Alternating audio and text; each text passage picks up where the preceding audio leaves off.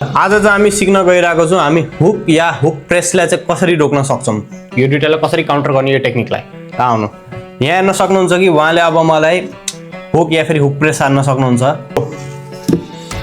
जस्तो कि यहाँ देख्न सक्नुहुन्छ उहाँले मलाई पुरै हुक प्रेस हानिदिनु भएको, पुरै सोल्डर पुरै यसरी चढाएर यसरी गर्नुभयो। अब यसको चाहिँ काउन्टर कसरी हामीले गर्न सक्छौँ आउनुहोस् हेर्नु है।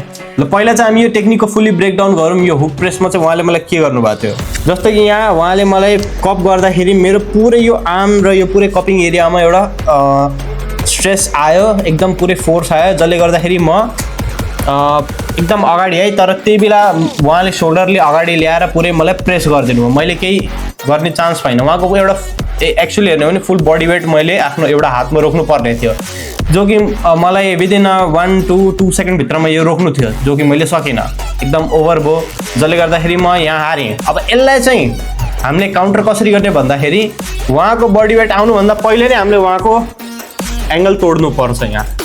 यहाँ एउटा चिज याद राख्नु, एङ्गल चाहिँ सबभन्दा पहिला तोड्नुपर्छ। सुरुमा चाहिँ तपाईँले अपोनेन्टले जे मुभ हानिराख्ने त्यसको काउन्टर मुभ विदिन 1 सेकेन्ड या 0.5 सेकेन्ड भित्रमै हानिसक्नुपर्छ। त्यसपछि चाहिँ गेम तपाईँकै। सुरुमा जसले बाजी लग्यो त्यसले नै गेम जित्यो। सो यहाँ चाहिँ A to Z टेक्निकको अब गेम हुन्छ। यहाँ हेर्नु, रिस्ट सिधा छ, थम्स डाउन।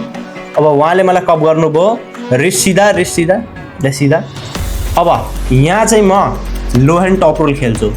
लो ह्यान्ड टप रोल खेल्दाखेरि यहाँ हेर्नु मेरो राइजर लिटल बिट डाउन छ। यहाँ एकचोटि खोल्नु त हेर्न सक्नुहुन्छ, म यसरी गरेर खेलिरहेको छु, यसरी यसरी खेलिरहेको छु। अब थम्स डाउन समात्नु समात्नु।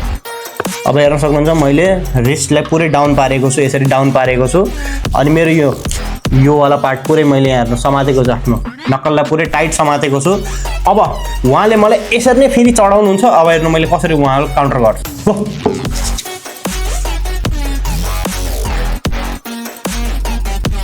उहाँले सोल्डर लाउनु भयो, त्योभन्दा पहिले नै मैले उहाँको हातलाई खोलिदिएँ क्या। जो यो लिटल बिट उहाँको कप मुभमेन्ट चाहिँ त्यही मुभमेन्टलाई मैले ट्र्याक गरेर काउन्टर अट्याक हान्थेँ। सो यही थियो एउटा हुकर या फेरि हुक प्रेसरलाई कसरी हामीले काउन्टर अट्याक गरेर टप रोलमा फसाउन सक्छौँ। सो यति नै आजको भिडियोमा आयो। भिडियो मन परेर च्यानलमा नयाँ छ लाइक र सब्सक्राइब गरिदिनु होला। धन्यवाद, बाई बाई।